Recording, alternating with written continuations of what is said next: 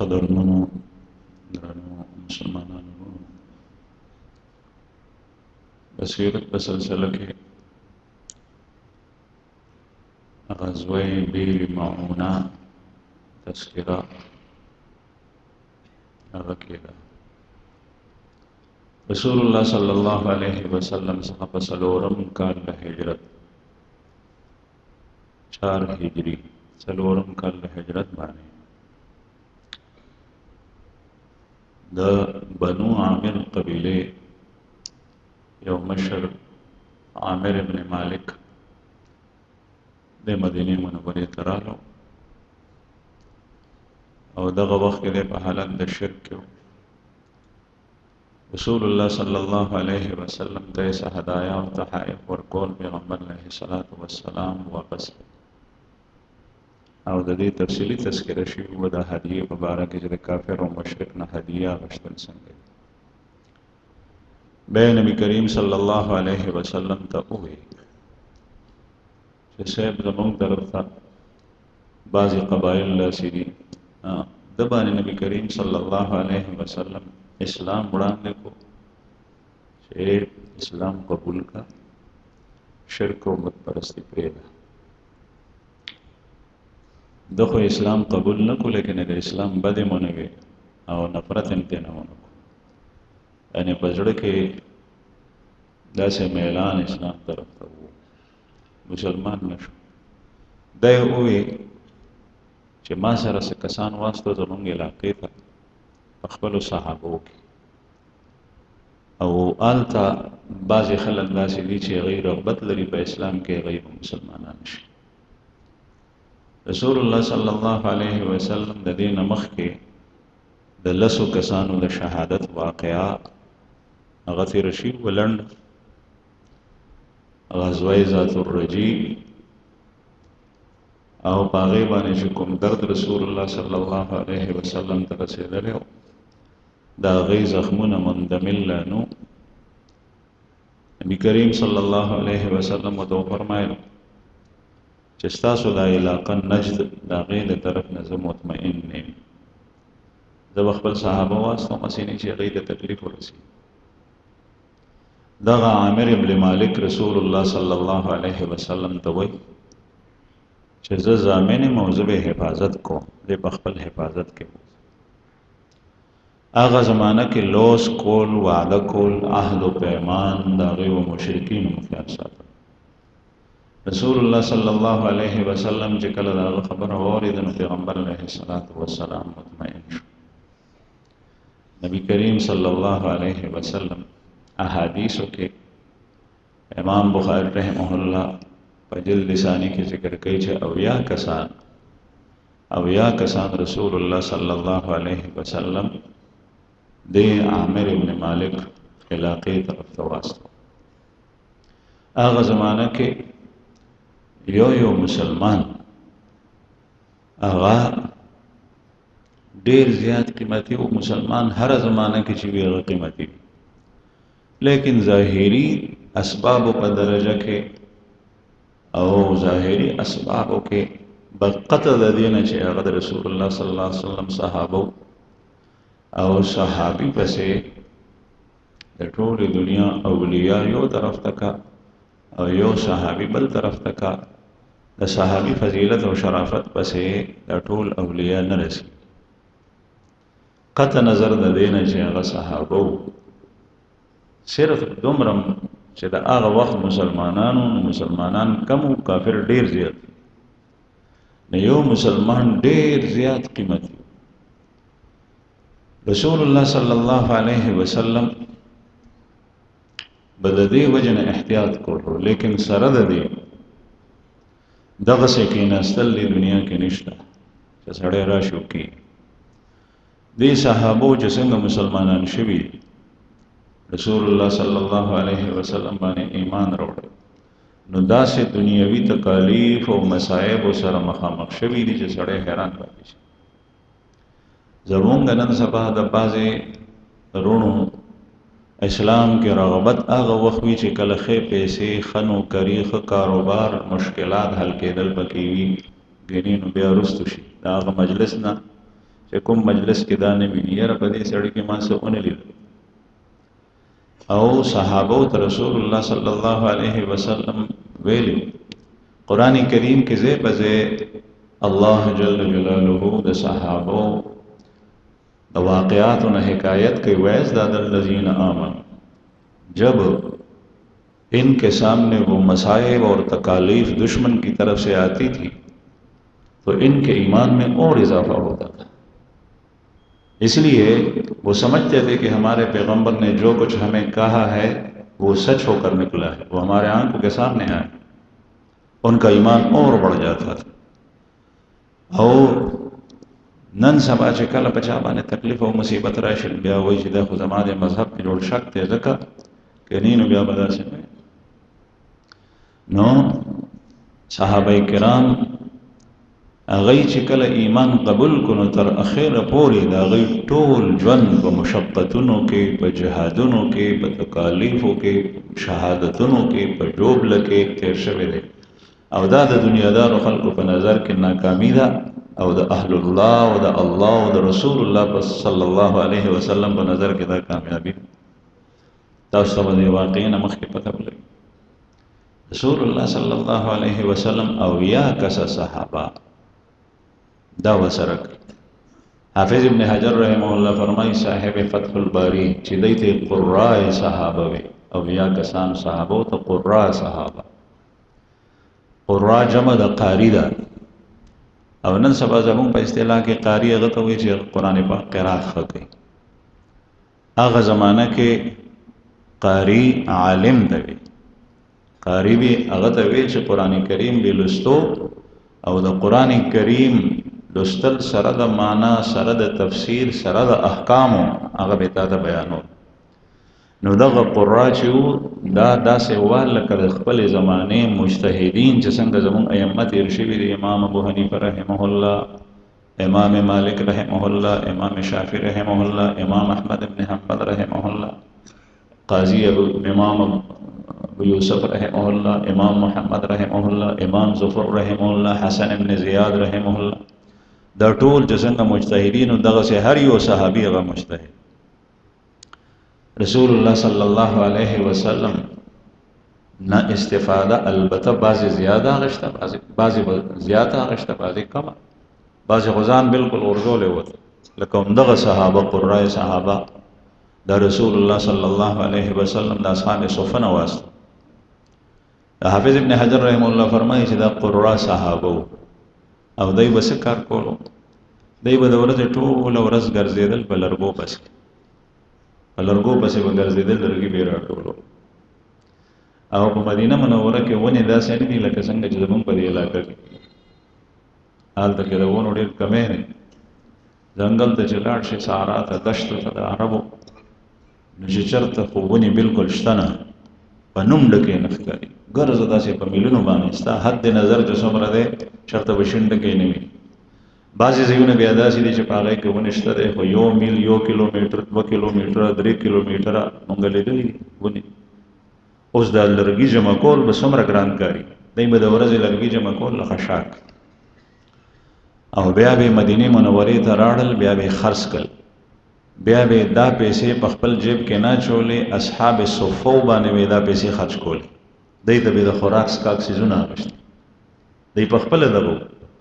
د دې او یا کسانو کار بیا به د شپې د ورځې به داسې ستړي شو او د شپې به الله جل جلاله ته د شپې ولاړو په قیام باندې په رکوع باندې په سجده باندې او مونږ وایو چې یاره پښمني پاسېدل ګران دی ولې حالانکه سخت ضرورت دی غیر چاپیر مشکلاتو کې غیر دي مسلمانان لیکن ما ته فرصت نه ملایږي چې پاسېدې نشم ستړی یم ټول ورځ مې دکانداري کوي دومره دکانداري کو چې باغې کې تستړی او دومره غب شپ ملګو دومره نا وخت مو د کېږي خو پیغمبر صلی الله علیه وسلم ارشاد فرمایي چې د ماسختن د مز نه پس بیا غب شپ خبرې اترې د ممنوع بند بیا سم له آرام وکړه چې سهار د وخت پاسې کم از کم د سبا مستخو پاسې دلته کې حالات چې وګورئ د ښار په جماعتونو کې چې په یو جماعت باندې څومره خلک دي او مست جماعت د سهار څومره خلک راغلي بهرحال دې صحابه کرامو د بورز لږی ټولول د شپې به الله جل جلاله ته ولاړ د شپې به الله ته ولاړ عاجزۍ باندې فریاد په مز باندې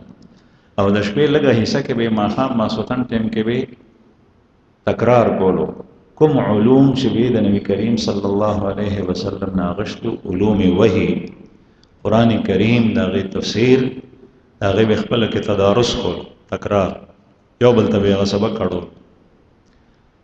نو الحمدلله زمون په دې علاقه کې مدارس مکاتب طالبان خلق خګوري بعضی بد قسمت به وي غبوي بعضی علما په منبر باندې لګي چې تاسو دا طالبانو د علماء قدر نه کوي نو زه هم چې الحمدلله زمون په خلکو کې د اهل علم قدر شته طالبانو قدر شته الحمدلله د آیات ساتي ک علم تمسبت او قتل نټول فتاوا لیکلي دي چې د ایمان نه اوت ځکه چې علم د الله صفت او دا طالبان آغا چې د اصحاب صفو حالات سړی وي نو بعضی صفات ک پکې نه لکه لرګي راټول نشته الحمدلله الله جل جلاله رزق ورکوي ډیر په اسانه او نن سبا د الله پاک ډیر فضل لې لیکن طریقې کار ترتیب او ما غلې د زده کړې بیا الحمدلله دلته د دارالایمان ماحول د الله جل شانو ډیر احسان دې زه په شکر ادا کوم چې هغه د شپې الحمدلله دا وینا اسراله خپل ته مراله او واپس کوم نه چې د شپې تهجد ته الحمدلله طالبان پاسي اجتماعي او تلاوت ذکرونه او بیا د ورځې خپل درس او تدریس بیا د ماسپخین نه بس تکرار هغه دا دین چې ټینګ دی دا د اهل الله اهل اصلاح اهل ارشاد اهل علم دا غیب وجبانی الله جل شانه ټینګ کړی دی دا په ظاهر اسباب دنیادار او اسباب کوم ځای کې چې دا سيزونه نشته دی دا حلقې د درس نشته هلته کې مسلمانانو نه تاسو کې څومره مشکلات کېږي بیا چې کله په یو زمانه تیر شي نو بیا وایي چې زمونږ نیکونه د هغې د دین سره تعلق و چېرته مونږ نه پېژنو چې دین څه شی ځکه چې د دین تکرار په یو ماحول کې نه کېږي تاسو دلته نه خبرې واورئ کور ته به لاړ شئ نو ډېر حضرات به داسې وي چې خپلو بچو سره د هغې په وړاندې به بعضې خبرې وکوي دا دین دی دا بل شی نه دی او دا اهم سیز دی داسې مسله وه داسې سوال و داسې جواب شو داسې مسله تېره شو داسې مې واورېدل چې ته دا تذکره په کور کې کوې نو د زنانو د بچو د ماشومانو تربیت کېږي د هغې ذهن سازي کېږي دا د یو ځای نه بل ځای ته دا وږمې خورېږي نو د اهل علمو د طلباو د دې قدر کوي دې ته په ښه نظر ګوري په سپک نظر نه دنیا به دې خواره شي آخر به دې خواره شي چې چرته اهل الله وي ښه صحبت وي هغې ته په زړه کې ښه ګوره دویم ورسره کښېنه استفاده ترې وکړه د ضرورت دې وي کښېنستی نه شي نو وایي دا مجلس ډېر اهم دی رسول الله صلی الله علیه وسلم فرمایي چې د نیک صحبت مثال داسې دی لکه صاحب المسک مشکو والوي عطار هغه سره ته کښېنې نو که ترې واخلې خو بیا خو تر ناوخته پورې تا سره چې څوک پورې هغه شیشه وي تر هغې نه بوی ځي وږمې ځي خشته ښکلې ښکلې او کنی نو چې د هغه په صحبت کې کښېنې نو څه وخت به تا نه ځي هغه بوی او د بد صحبت مثال داسې دی لکه سړی د لوار بټۍ کې ناست دی کوم ځای چې لوار د اوسپنو سره کاري پلک وي سندان وي بټۍ وي اور بلیږي کوله پکې بلیږي د هغې نه بسرې الوځي د هغې بدبویي د لوګي په ټول دکان کې خورئ او بسرې والوځي نو کله ستا په کپړو باندې پروځي نو کپړې دې مسورۍ شي نو ته د هغې نه متاثره کېږې بد او د دې اول مجلس نه متاثره شي ښه نبي کریم صلی الله علیه وسلم د خصو الحمدلله ستا په دې ملک مختلفو ځایونو کې مجالس کې ذکر د اهل الله د ناستې ښه خبره وکړي هغه خلک واوري په زړه باندې اثر کړي دا د الله جل جلاله ډېر لوی نعمتونه دي وړیا فضل د دې قدردانی کوي په دې شکر وباس بهرحال حافظ ابن حجر رحم الله فرمایي چې دا ویا کسان قرای صحابه دی په د ورځې لرګي جمع کول د شپې به سي سکه تکرار کو د خپل علم چې به زده کړو د محمد رسول الله صلی الله علیه وسلم نه بیا به د شپې الله جل شانه ته ودرېدل په مونځ به ولاړ. رسول الله صلی الله علیه وسلم دا کسان وسره که تاسو وایئ چې لرګي جمع کول نورو صحابه ولې تعاون نه کول؟ د صحابه په خپله دا حالت چې په میاشتې او په کورونو کې اور نه بلوي، د خوراک پسې دومره سخت تکالیف په ابتدا کې صحابه هسې نه دي جوړ شوي، هر یو امتحان ته مخامخ شوي دي، نو هغې کې کامیاب پورې وتي. کامیاب زرګر چې زر په بټۍ کې واچوي نو په هغې باندې چې څومره خیرې او ګن وي هغه ټول اوسوځي، او زر خالص هغه د اور نه راوځي. چې بل یو شی وي نو هغه ضایع شي، توی شي، او زر خالص راوځي، هغه د اور سره نور مبړقي. په مشکلاتو کې، په مصائبو کې، په تکالیفو کې د اهل ایمان پته لګي چې کوم یو کس ثابت قدم دی. چې کله دا مشکلات نه راغلي نو بیا هر یو وایي چې هم چما دیګرې نیست، زما چې کوم ایمان دی داسې ایمان د بل چا نشته. رسول الله صلی الله علیه وسلم دا اویا کسان واستو. د دې عامر ابن مالک یو ورارو، د هغه نوم دی عامر ابن طفیل ابن مالک. رسول هغه د خپل قبیلې سردار او هغه د دو ورارو، دا چې کوم راغلی د دو ورارو. رسول الله صلی الله علیه وسلم هغه ته خط واستو. په خط کې دا و چې ته مسلمان شې، او د دې عامر ابن مالک په رایې باندې چونکې چې کومو قبایلو ته دا تلل نو هغوی وایي چې مسلمانېږي، د هغوی ته هم دعوت ورکړو. نو چې کله دا صحابه کرام هلته لاړل، بیر معونه په عربۍ کې بیر کوهي ته وایي، او معونه دا نوم په عربو کې تاسو ګرځئ چې اکثر نومونه د علاقو د خاریو هغه د کویانو د چینو په نومونو باندې. وجه دا ده چې په عربو کې د اوبو قلت و، چې چېرته به چینه وه نو هغه به ډېره زیاته ناویاده شوی و، نو بیا به د ټولې علاقې هلته به قبایل رالل، هلته به میشته شول، استوګنه به اختیار کا، او بیا به د هغې نه پس هغه علاقه هغه ښار ټول د هغې چینې په نوم باندې موسوم شو. هلته به کویې و، هغه ښار ټول به د هغې کویي په نوم باندې بدر، دا بدر کویې او دغسې نور. نو دې طرف ته دا صحابه کرام لاړل. دا د عثمان او د مکې مکرمې په منځ کې ځای و. دلته کې بنو عامر قبایل پاتې کېدل. چې کله دا حضرات صحابه کرام رضوان الله علیهم اجمعین هلته ورسېدل، نو په دې کې یو د حضرت انس رضی الله عنه ماما د مور ورور و، د هغه نوم دی حرام ابن ملحان، او د حضرت انس صاحب د مور بیبي نوم دی ام سلیم رضی الله عنها. ام سلیم بنت ملحان او حرام ابن ملحان ماما دی، دیم په دې اویا کسانو کې، دیم پکې شهید شوی. رسول الله صلی الله علیه وسلم د دې جماعت چې کوم مشر مقرر کو، د هغه نوم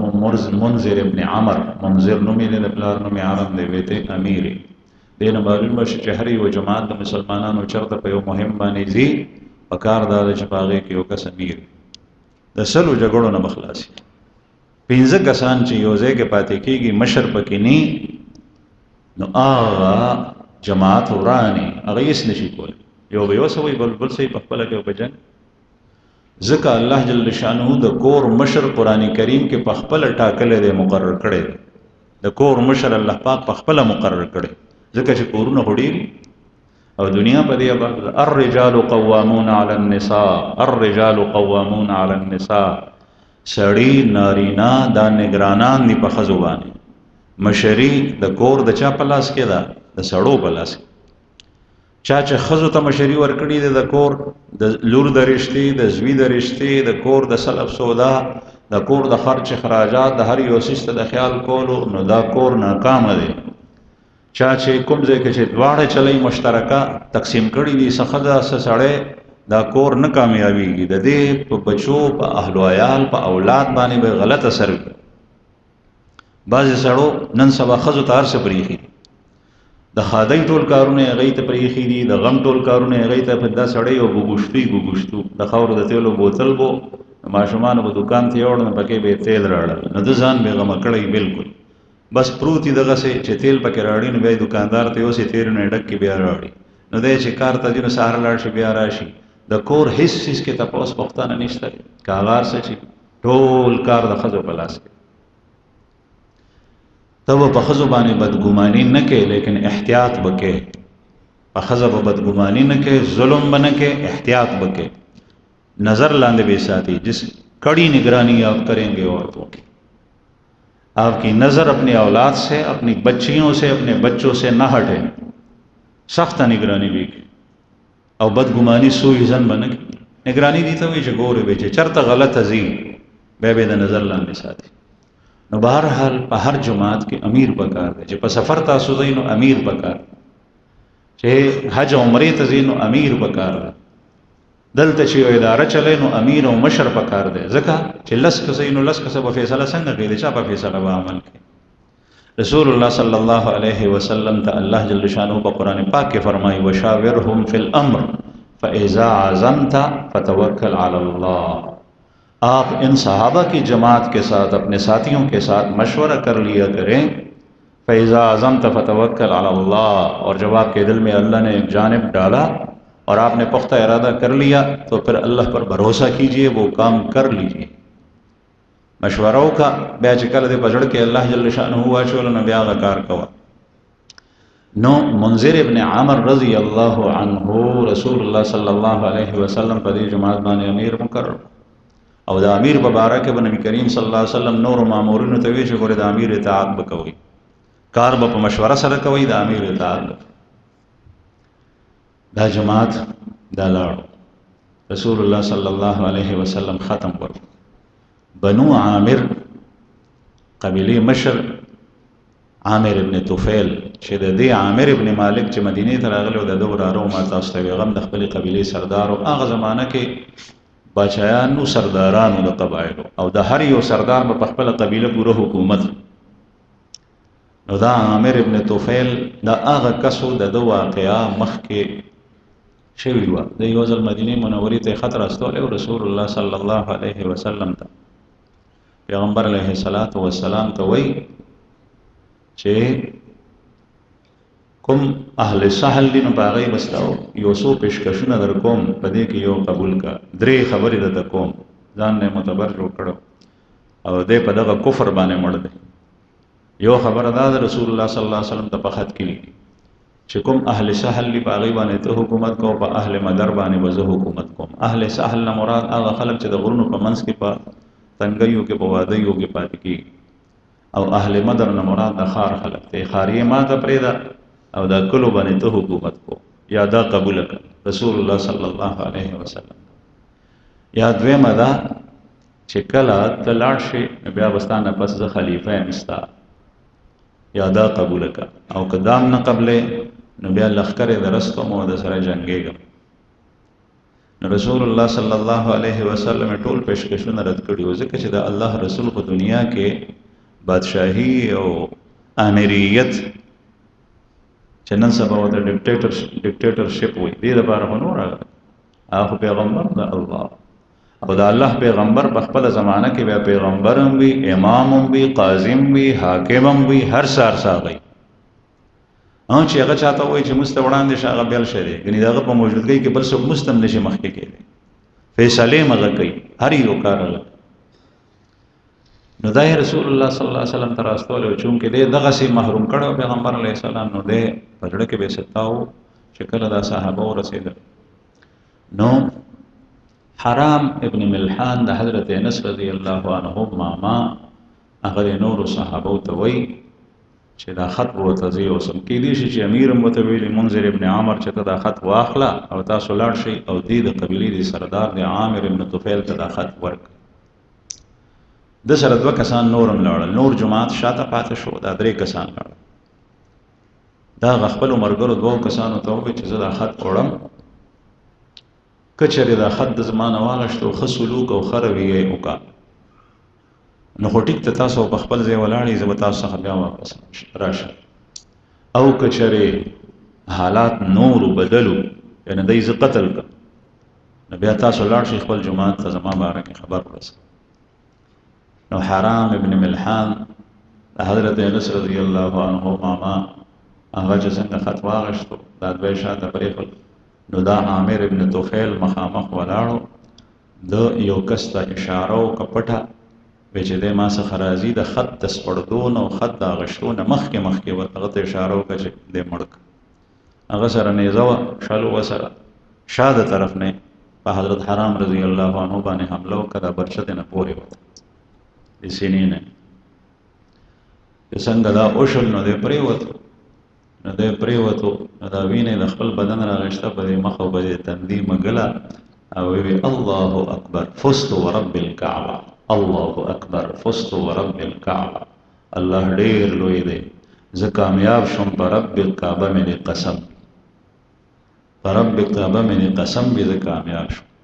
دا وینې مږله، بعضې وایي چې دا وینې ولې مږله؟ د رسول الله صلی الله علیه وسلم نه اورېدلي چې شهید چې کومه وینه په دنیا کې د ده نه بهیږي د زخمونو نه، دی به په ورځ د قیامت داسې راځي چې اللون لون الدم والریح ریح المسک. مغازی و جهاد کې امام بخاری رحمه الله حدیث راوړی، رنگ به د ویني او بوی به د مشکو په شان، په ورځ د قیامت دغه وینه به د مشکو په بوی کې بدله شي. اللون لون الدم والریح ریح المسک. موږ چې ژوندي یو دا حالات موږ جدا ښکاري، لیکن حقیقت د دې بیا بل رخ دی، بل شان دی. تا ته یو شان ښکاري، الله جل شانه د هغه سره بل شان معامله کوي، هغه په موضوع کې. نو په دې بنیاد باندې دا خپل وینه راغشته، هغه پر تندي او مخ باندې منګله، او دغه وجه د رسول الله صلی الله علیه وسلم فرمایي چې شهید به لمبه نه، هغه ته به غسل نه ورکړي، هغه به په دې خپل وینو کې خخې. په ورځ د قیامت چې پاسي نو دغه ویني دا به مشک وي، وږمې وي، د هغه نه بس. او بعضې حضرات سعادتمند خوش قسمته ارواح او هستۍ داسې دي چې په دنیا کې دا بویونه خلکو محسوس کړي. بهرحال دی خو دلته پرېوت او غلبه ملګري شاته لاړ، بس هغه یې راوړاندې شول. دلته کې عامر ابن طفیل د خپلې قبیلې بنو عامر ته ووایي چې دی نه ګیره واچوئ او دا ټول قتل کړي. نو هغه خپلې قبیلې بنو عامر ورته انکار وکړو، دا کار مونږ نه کوو. ولې؟ ځکه چې ابو برا عامر ابن مالک د ده تره دی ته ویلي چې ما ګورې د رسول الله صلی الله علیه وسلم سره لوس کړی او دا خلفاو دی سره مخکې نه واده شوي وه چې زمونږ او ستاسو په منځ کې به جنګ نه وي. نو هغه یې وویل چې مونږ خو په هغې واده باندې قایم وو، ستا خبره نه منو. کله چې ده وکتل چې دا خلق په زمانه ما خبره نه مني، بیا بنو سلیم بله قبیله ده چې د هغې کې واړه قبایل او شاخونه رعل، عصیه، زکوان، دا قبایل دی ته وویل چې تاسو راشئ او سره لنډ پاتې کېدل. هغه قبایل رالل، د دې صحابو نه یې ګیره واچول او دی سره وجنګېدل. نو دا اویا کسانو هغه تعداد د هغوی په سوونو، نو دا ټول شهیدان شو، سوا د یو کس نه کعب ابن زید رضی الله عنه انصاری صحابي، هغه په دی کې و، هغه د لاشونو کې پټ پروت و. نو هغه زخمی حالت کې لږ زخمونه پرې راغلي او روغ د دی خیال لا و چې دا مړ شو. دی ژوندی پاتې شوی دی او دی چې کوم دی نو بیا مدینې منورې ته تللی دی او دی بیا وروستو وفات شوی. الله جل جلاله چې بچکول کوي داسې مسلمان چې مړ شي د جنګ په حالت کې د کافرو سره نو ګټه ده، شهادت دی، او چې ژوندی راشي نو یې ګټه ده، غازی دی، اجر و ثواب دی. رسول الله صلی الله علیه وسلم فرمایي چې مړ شي نو شهادت مرتبه باندې فائز شو، او چې ژوندی راغی نو مال غنیمت او دا فتح یې د ځان سره واپس راغی. د ده یو دوه ملګري وو چې هغه یې دی چې په کومه سورلۍ وتلي وو په اوښانو باندې، نو هغه یې ته یې د اوښانو واله کړي وو چې تاسو د اوښانو سره وو. هغه یې داسې لرې تلي په سران باندې. د هغې یو نوم دی منذر ابن محمد رضی الله عنه او د بل نوم دی عمرو ابن امیه الزمري رضی الله عنه. دې دواړو اوښان سره ول چې ویې کتل نو مارغان یې ولیدل پورته. نو دی وی چې دا مارغان خو وختي نو داسې ښکارېږي چې دلته لاندې څه چل دی، ځکه چې د عربو لویه دښته ده، هغې کې چې څوک پاتې کېږي نو هغوی ته نښو نښانو پتې وایي چې دا خو داسې ښکارېږي چې زمونږ ملګري چېرته په مصیبت کې نه ګرفتار، یا د کافرو ورسره څه چل نه کړی، ځکه چې دا خو غټ مارغان دي چې کوم بدرنګو باندې چرته لاشونو ته نه راغلل. نو دوی زر واپس راغلل چې ویې کتل نو ملګري ټول شهیدان په وینو کې لت پت پراته دي. نو دی چې دا حالت ولیدو نو په خپله کې صلاح وکړه مشوره چې څه وکړو. نو یو وایي عمرو بن امیه الزمري رضی الله عنه چې مدینې منورې ته به لاړ شي، رسول الله صلی الله علیه وسلم ته به ځان ورسوي، اطلاع ورکړو چې د دې خلکو خبر واخلي او راشي هلته نه لښکر یې او په دې حمله وکړو. نو منذر ابن محمد رضی الله عنه ورته وایي چې هلته خو به لاړ شو، خبرونه خو به کېږي سره، هغه خو به ورسي، شهادت را نه پاتې کېږي، دا ده چې شهادت ته ور وړاندې شو. نو منذر ابن محمد رضی الله عنه دا دشمن مخامخ و کارېدل، دی ورل بس هغه یې پوه شول چې دا د دوی ملګري نو دا دوه کسان. نو په دې کې منذر ابن محمد رضی الله عنه شهید شو د نورو ملګرو په شان. او دغه عمرو بن امیه زمري د ژوندی ونیو. نو چې کله ژوندی ونیو نو د عامر ابن طفیل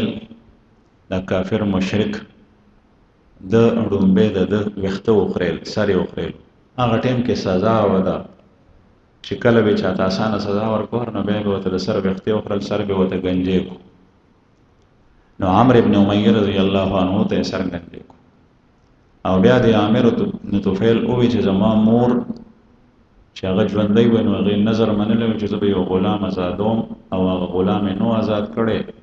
نو ده ته یې ووایي چې زه د مور په هغې نظر کې ما ته آزاد کړي. نو دی یې پرېښو. نو عمرو ابن امیه په دې شکل باندې بیا مدینې منورې ته راغی. او دا نور لاشونه چې پراته وو په دې کې دغه عمرو ابن امیه رضی الله عنه د عامر ابن طفیل چې کله دی مړه شول صحابه کرام نو یو صحابي څخه یو درې چې ما ته وویل دا څوک دی، دا څوک دی، دا څوک دی. ده ته یې وویل چې ته د خپل پیغمبر صلی الله علیه وسلم ملګري پېژنې؟ وایي چې زه یې پېژنم. وایي دا څوک دی؟ د هر یو باره کې به یې تپوس کول. ده به ورته وی بیا یو صحابي رضی الله عنه عامر ابن فهیره هغه لاش پروت و د هغه باره کې تپوس وکړو، وایي دا څوک دی؟ ورته وایي چې دا عامر ابن فهیره دی او دا هغه کس دی چې دا د ابوبکر صدیق صاحب غلام. او په غار ثور کې تاسو ته واقعات مخکې تیر شوي چې کله رسول الله صلی الله علیه وسلم او صدیق اکبر پناه غشتي وه نو په دې غار ثور کې چې بچا د خوراک څښاک د پیو انتظام کولو نو عامر ابن فهیره ده به راتلو، ده به ورته د پیو انتظام کولو، څاروي به یې راوستل لنګې او هغه به یې ولشلې، بیا به یې دی د پی ورکړ. او چې کله هجرت باندې نبی کریم صلی الله علیه وسلم روان شو مدینې منورې ته نو د عامر ابن فهیره رضی الله عنه وسره نو د وی عامر ابن طفیل چې دا واورېدل چې دا عامر ابن فهیره دی وی ښه وی دی خو ما ولیدو چې کله دی شهید شو نو د شهادت نه پس د بیا اسمان ته اوچت شو د لاش او مړی او وی دومره اوچت لاړو چې زما د سترګو نه پناه شو. بعضې روایتو کې راځي چې د دو زما په منځ کې آسمان حایل شو، یعنی د آسمان نمبر لاړو. او بعضې روایتو کې راځي چې ډیر زیات اوچت شو او بیا ځمکې ته راغلو. او بعضې کتابونو لیکلي علامه سیوطي رحمه الله خصائص الکبرا کې لیکي چې دی بیا واپس ځمکې ته نه دی راغلی بلکې الله جل جلاله اور وقت ابن الزبیر د تابعی د جلیل القدر د عبدالله ابن زبیر رور دی او د زبیر ابن عوام رضی الله عنه بچی دی زوی دی او فقهای سبعو کې د مدینې منورې دی وی چې د عامر ابن فهیره د لاش مونږ نه دی لیدلی. نو وایي چې دا علیین ته الله جل شأنه د لاش دغسې علیین ته اوچت کړی. دا کرامت دی د صحابو او د اولیاء کرامات حق دی داشته. مؤمن سره ارتلا الله جل جلاله داسې سلوکو کې ناشنا چې خلک حیران شي. لکه د چا د قبر نه خوشبویي تلل او یا د هغه لاش محفوظ راوتل، کفن هماغه شان نه وی په کلونو بس د هغه د قبر په قر نه خوشبویانې تلل، د شپې د هغه په قبر باندې نور لیدل. بعضې خلک انکار وکړي چې دا د کفر او شرک، هلکه داسې کفر او شرک دا رڼا خو د الله جل جلاله مخلوق ته، صاحب قبر هم د الله مخلوق ته. الله جل شأنه چاړه د الله مخلوق ته او پرې کول مخلوق ته، نو کله آشنا کار وي کله ناشنا وي. دا وشي نو دې ته کرامات وي. د صاحب قبر اعزاز دی. الله جل جلاله د اعزاز او د تعظیم د خلکو په وړاندې په دې شکل کو چې دا په ما دومره ګران دی چې ما ځان څخه راوبل. نو که بیا ځمکې ته راغلی وي یا نی راغلی، دواړو صورتونو کې د هغه اعزاز او اکرام دی. او په کافرانو باندې کافرانو دپاره تخویف او انذار دی چې یا کافرو تاسو ووینئ الله جل جلاله ښیي چې زما دا بنده مؤمن په ما دومره ګران دی چې د لاشما او جدا خو بیا خبره ده چې شهادت نو شهادت ته هو دته لوړې مرتبه حاصلې شي. نو هغه وې په خپل د کافر اقرار وکړي د لاشما ولید چې د پورته شو او د دو زما په منځ کې اسمان حایل شو، یعنی ما ته نخ کارې د دومره چتل او کله چې په د باندې کافر گزار کولو نو داغه جبار نوم دی، داغه کافر جبار ابن سلمی. هغه وی چې ما په د باندې گزار وکړو په برچه مې اووالو. نو دغه وخت کې د اوې فستو ورب الكعبه، فرب کعبه مې قسم به زه خو کامیاب شم. وی دای اوې نو زه حیران شم چې الکه ته خو ما اوجلې ته کامیاب څنګه شو. د کافرو په نظر کې د مسلمان مرګ د ناکامی د ځکه چې کافر وایي چې زه همیشه ژوندی، حالانکه همیشه څوک هم ژوندی نه، کافر هم ځي مسلمان هم ځي، هر یو د دې دنیا نه روان دی. دی دا ګمان کوي چې ځان دې بچ کو نو دا دې نرتوب دی، مال دې بچ کو نو دا دې نرتوب دی، کرسی دې بچ کو نو دا دې نرتوب دی، حکومت دې بچ کو نو دا دې نرتوب دی، حالانکه ایمان دې بچ کو نو دا دې نرتوب دی. شهادت باندې فایش نو دا دې ګټه د لوی عظیمه، دا ناکامی نه ده. د میدان نه او نه تختې دې ثابت قدم پاتې شوی غیر چاپیر د کافرو، دا دې نرتوب دی. او چې ځان دې بچ کو فرار دې اختیار کو نو دا ګناه کبیره ده. رسول الله صلی الله علیه وسلم فرمایي په کبایرو کې یو غټه ګناه ده چې د میدان جنت تیخته، دا غټه ګناه ده. قرآن کریم کې الله جل شانه فرمایي واصبروا وصابروا ورابطوا، صبر اختیار کوي میدان جنگ نه تخته ایمان نرتوب خدا ر ځان په باندې شهید کا قتل شاه او چې د میدان نه نت ځان نرتوب نو دا خو کافرو د وی چې زه حیران شم چې دا سړی وی فستو میں کامیاب ہو گیا تو یہ کیسی کامیابی ہے کہ آپ کی جان چلی گئی. نو دی وی چې ما دغه وخت کې زما د زړه کا ټکه وکړه دا قاتل وی کافر دی. ما یو مسلمان سره د زحاق رضی الله عنه صحابي هغه نه ما رستو تاسو ما وته وی چې د ما قتلولو نو دغه وخت کې د داو به فستو چې زه کامیاب شوم د ما د پرم کعبه قسم وینو دا څنګه کامیابی و. نو هغه وی چې دا وی جنت ته لاړو، الله جل شانه د جنت خو دا جنت ته تلل دای کامیابی و. نو هغه په دې خبر سره دا قاتل د بیا رستو مسلمان شوی دی، ښا اسلام قبول کړی دی، جبار سلمی رضی الله عنه مسلمان شو. دا واقعا دلته د دې اوشو دا ټول حضرات شهیدان شو. په دې کې د دوه کسان، یو کعب ابن زید رضی الله عنه هغه بچ شو، یو عمرو ابن امیہ. حضرت انس رضی الله عنه فرمایي چې دې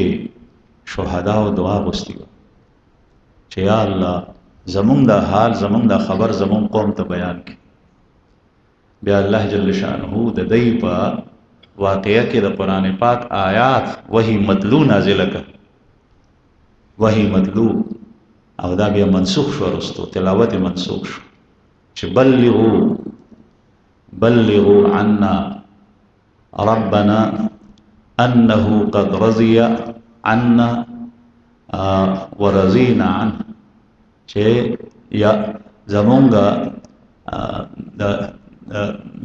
زمونږ قوم ته دا پیغام ورسوي چې مونږ نه الله جل جلاله راځي قد لقينا ربنا فرضي عنا ورضينا عنه. مونږ د خپل رب سره ملاقات وکړو، رب زمونږ ناراضي دی او مونږ داغه ناراضي، هغه زمونږ ناراضي شو مونږ داغه ناراضي. چې کله الله جل جلاله راضي شي نو بیا د هغې نه پس څه پکار د یو مؤمن پکار څه دي؟ نو دی خو ټول ژوند کې زور د دې دپاره لګوي چې یا الله ته راضي شي، یا الله ګناه معاف کړي، یا الله ته راضي شي، یا الله ته راضي شي. دا مزونه، دا روژې، دا ځان ستړي کول، دا عبادات، دا ذکرونه، دا تلاوتونه، دا خو د دې خبرې دپاره دي. که چاته دا پته ولګي چې الله جل جلاله راضي شو صحابه ته الله جل شانه دا سند رسول الله صلی الله علیه وسلم په جبه مبارک په دنیا کې ورکړي. رضی الله عنهم ورضوا عنه، الله ان سے راضی اور یہ اللہ سے راضی. اوس کچری او سړی نن سبا صحابه مبارک ریسرچ کوي، تحقیق کوي، دا داسې او دا داسې، دا بدقسمت خپل ځان شقیقی بدبخته کوي. دا مسلمان نه دی. الله جل شانه خدای غي ناراضي دی. بیا دا غي مبارک ته څنګه سره د هر څه دا غي ناراضي دی. کاغی نه شبي دي، دا غي نه باوجود ته الله پاک راضي دی. قران کریم کې دا قران همیشه لسته کی. نو بهر حال دا آیات پر رسول الله صلی الله علیه وسلم راضي شو چې کله رسول الله صلی الله علیه وسلم ته اطلاع لاړه پیغمبر علیه الصلاۃ والسلام ته ډېر صدمه ورسېده. عمرو ابن امیہ زمری رضی الله عنه چې مدینه منورې ته تلو نو په لاره کې یو ونې سوري د پریوت. دغه وخت کې یوازې په لاره کې د ونې سوري د پریوت نو هلته یو دوه کسان نور راغلل،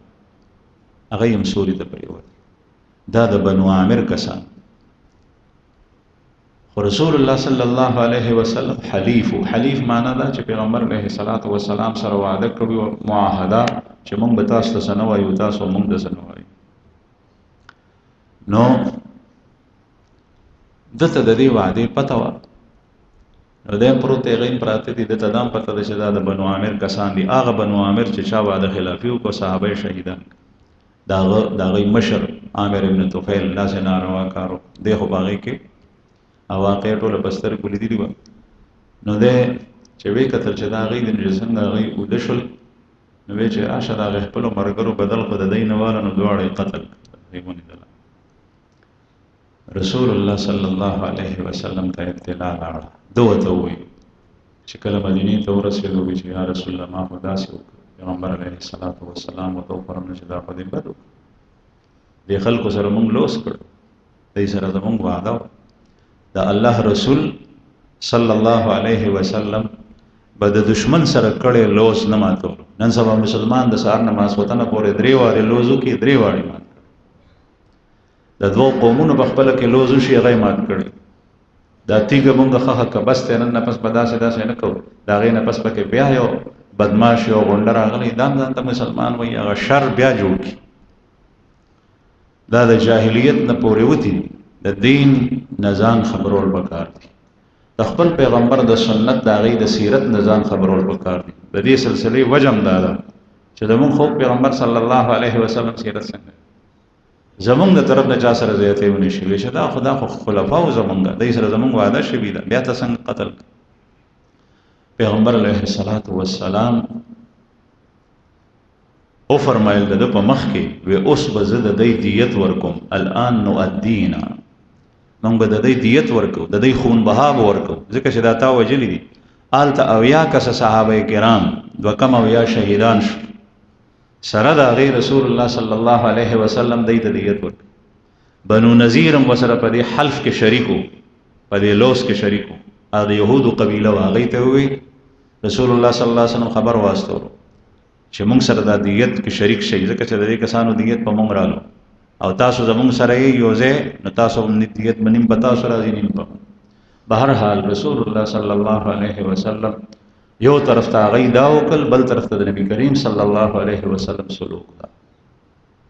کافر ظالم نه هغه سره جنگیدل لري، هغه قتل کړي دي، دا غي سرونه پرې کړي دي، لیکن چې چرته د چا سره لوز او وعده کړي د معاهده هغه ته وکښ نه کول. زنانا په امن کې په کورونو کې به رسول الله صلی الله علیه وسلم صحابه ته فرمایله لا تقتلوا امرأ ولا صبيا، ماشوم بنوجنی، زنانه بنوجنی، بوډا کمزور سړی چې جنگي دي نشي هغه بنوجنی. هغه زنانه چې هغه باقاعده د سړو سره په جنگ کې ساخلي یا جاسوسي کوي هغه بیل شي. دا د رسول الله صلی الله علیه وسلم اخلاق. لیکن دغه وخت کې نن سبا کافر لګیا دی، هندو کشمیر ته رانوته دی، د مسلمانانو زنانه جنکی هر لحاظ سره د غي بیزتی د عصمت بربادي اغار سکیږي. مسلمان دغه وخت کې په خوب ودرې هغه سره نه یو طرف ته افراط بل طرف ته تفریط.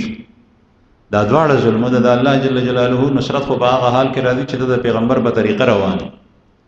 او کنن سبا په مسلمان باندې دا ظلمونه کیږي او استاد زړه ته صدمه نه رسیږي. تاسو اندازه ولګوئ رسول الله صلی الله علیه وسلم ته پته و چې دا صحابه ټول کامیاب دي ځکه چې هر یو شهید دی او د دشمن د لاسه تللی دی، لیکن سره د دې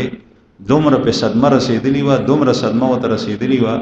چې حضرت انس رضی الله عنه فرمایي د پیغمبر علیه الصلاۃ والسلام مخ مبارک باندې به د غم آثار او یو میاشت مسلسل قنوت نازله ویلې ده، بد دعای کړي دا خلک یو میاشت مسلسل، او هغه بد دعا په دې کافر لګېدلی و. او دا عامر ابن طفیل چې کوم دی نو دی چې څنګه د دینه فارغ شو دا واقع وکړه نو یو ځل د چا په کور کې و هلته په باندې چې کوم دی نو طاعون بیماری کې مبتلا شو. هغه زمانه کې به طاعون په اوخانو راتله او بیا په خلکو لګېده وبا او وبایي مرض و، نوم یې اوس هم شته، الله مدې ته وساتي. نو د ده په دې سټ کې یو غوټه راوخته، نو دی وایي غدتن که غدة البعیر، دا خو داسې غوټه ده لکه څنګه چې د اوښ راخېږي، بیا به اوښ هغې نه پاتې کېدو نه، نو دی مردار شو د هغې نه. هغه بد دعا به د رسول الله صلی الله علیه وسلم ولګېد. نن سبا مسلمان په دې حال کې دې کافر ته دې مودي ته دې موذي ته خیره نه کوي. رسول الله صلی الله علیه وسلم یو میاشت بد دعا کړې ده، دی وایي خیره ورته مه کوه، د هدایت سوال ورته کوه. هلکه دا کوم غیرت دی او دا کوم دین دی؟ ته د خپل پیغمبر په طریقه روانې که دین تا جوړ کړی. رسول الله صلی الله علیه وسلم وغی ته کورونه او وجعلوا فی بیوتهم، یا الله د هغوی په کورونو کې اور واچي، اور چې کوم دی نو د هغوی کورونو ته اچول غواړي، دی سوځول غواړي، دی تباه کول غواړي. ورته وایي چې نه، سوال ورته وکړه د هدایت. کوم سړی چې هغه ته د اسلام هغه نه اسلام ته مسلمانانو ته اجتماعي نقصان او شر او فساد رسیږي، دغه وخت د مسلمان کار دی چې ده ته د بربادۍ بد دعا وکړي. د نوح علیه السلام بد دعا الله پاک قرآن پاک کې ذکر کړي ده، رب لا تذر علی الارض من الکافرین دیارا، یا الله د کافر یو کورم په دې ځمکه پرې نه دی. د الله پیغمبر دی نوح علیه السلام، د الله وحی پرې راځي، ته بیا وایې چې نه داسې نه مه کوه دعا، جهنم ته لاړ شي، دا مردار په دې لاړ شي.